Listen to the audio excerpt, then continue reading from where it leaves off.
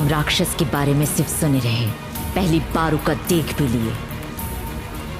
उसकी कौनो खबर पब्लिक में नहीं आनी चाहिए।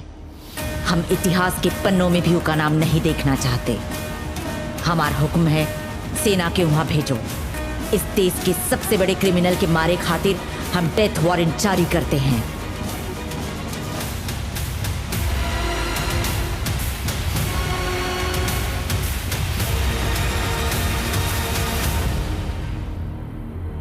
कितना बकवास है। कौनो इतना घटिया कैसे लिख सकत है? वो भी इतना पुराना पत्रकार ऐसा लिखेगा, हमको तो विश्वास ही नहीं हो रहा। ये किताब बाजार में आए वाली रही, पर सरकारी किताब को बैन करके आग में झोंक दी।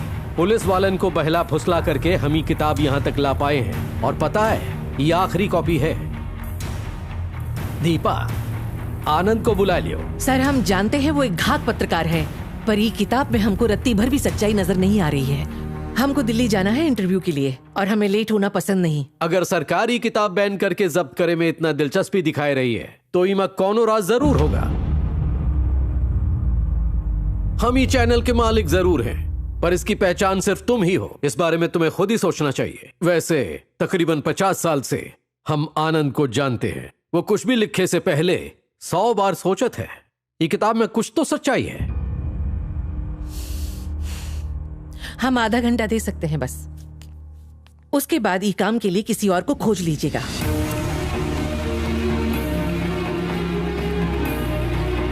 अरे श्याम सर, इस इंटरव्यू को आर्काइव रूम में सेट करो। ठीक है, सबका बाहर भेज दो। चला चला बाहर निकला, चला चला चला जल्दी करा। ई के बारे में कौन को पता न चलेगा चाहिए। Okay sir. हेलो,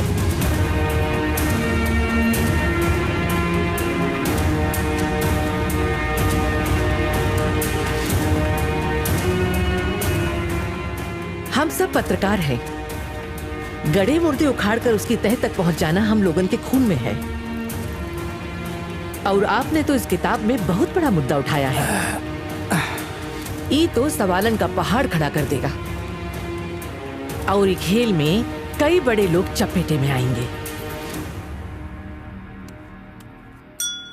हे देवी माँ, अब जानती है ये लोग हमारा मजाक काहे उड़ाते हैं, काहे कि हमारा में दिमाग कम है। अगली बार आप हमको इस दुनिया में भेजिएगा ना, तो एक ठो नहीं 2 ठो दिमाग डाल के भेजिएगा।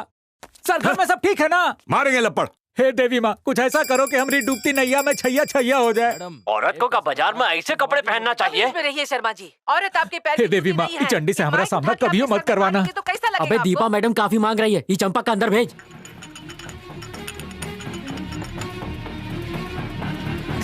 आपका कहना है कि ये किताब सच्ची घटना पर आधारित है। कोई सबूत है आपके पास? लोग इसे काहे पढ़ेंगे? इसमें भरोसा करने लायक कौनो बात है? ओ, किताब हमको दीजिए।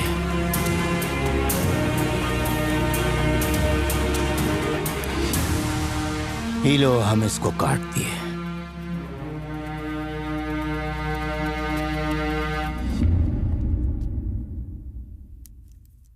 अब तो पढ़ेंगे ना। एल्डोराडो का क्या मतलब होता है? मतलब सोने का शहर जौन खो गया।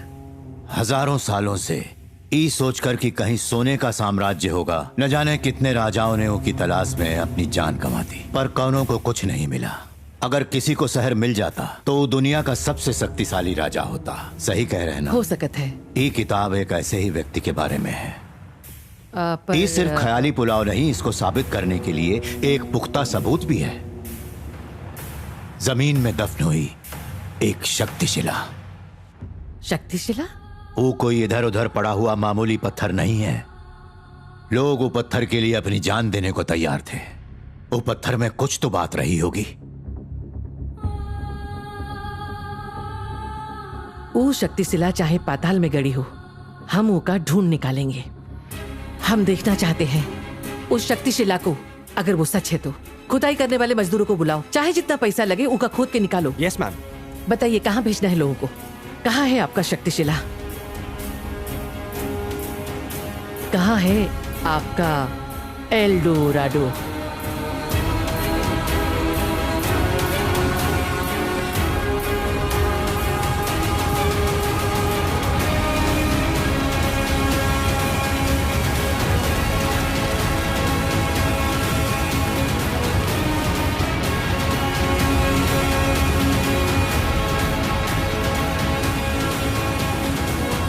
केजीएफ शहर से 18 मील की दूरी पर बागनूर है। वहाँ से टमटम में बैठ के बाइंदुर जाए पड़ी। बाइंदुर उतर के बैलगाड़ी में बैठ के पूरब की ओर 4 मील जाए पड़ी और वहाँ 40 फीट गड्ढा खोदे के बाद वो शक्तिशिला पत्थर मिली। ये लिखा है सर। देखो ज्यादा मत सोचो, एक टीम के लेके वो पत्थर के खोज निकालो। सर काहे मजाक कर रहे हो? 3 दिन बाद हमारी शादी है।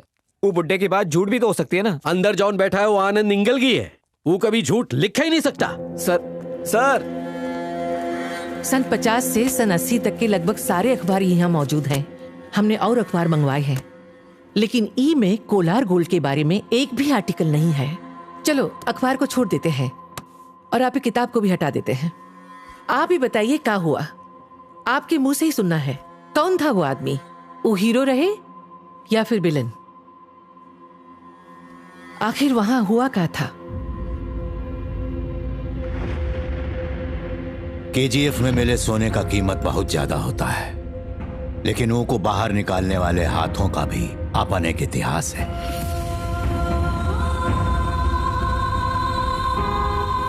दुनिया में कहीं भी सोना मिलता है तो अनजाने में मिलता है।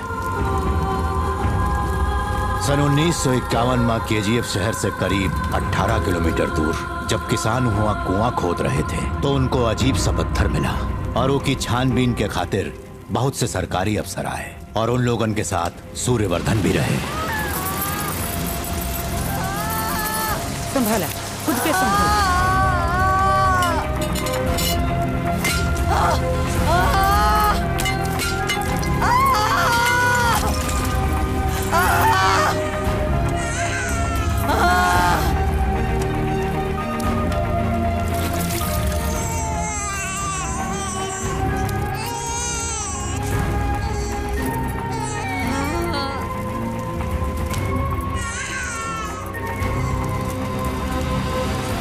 किस्मत का खेल। वो रात 2 घटनाएं हुई। वो जगह भी मिल गई और वो भी पैदा हो गया। जितनी आसानी से पत्थर मिलत है उतनी आसानी से सोना नहीं मिलता, मगर सूर्यवर्धन को पत्थर के रूप में सोने की खान मिल गई। उसने हुआ से धूल का एक कण भी बाहर जाने नहीं दिया। तो का सुल्तान जैसा बेटा पैदा भवाए बिटिया। राजा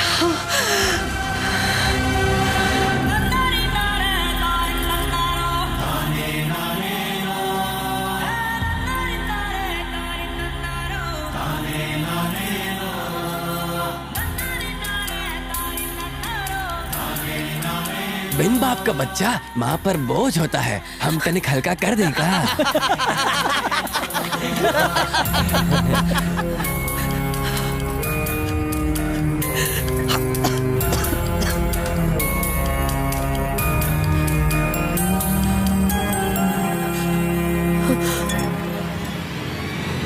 सूर्यवर्धन ने वो जमीन को लाइमस्टोन माइनिंग के नाम पर 99 सालों के लिए किराए पर ले लिया और ही राज को राज रखने के लिए वो दूर दूर से लोगों को जबरदस्ती लाकर माइनिंग करवाने लगा।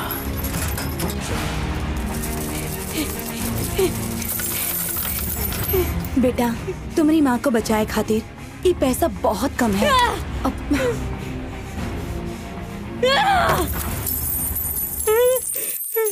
14 साल में ब्याह, 15वें साल में बच्चा, जीवन भर दर्द सहती रही और 25 साल में मौत भी ऊ का पता लगा ली। बेटे के लिए छोड़ के जाए खातिर ऊ के पास एक ही जायदाद थी।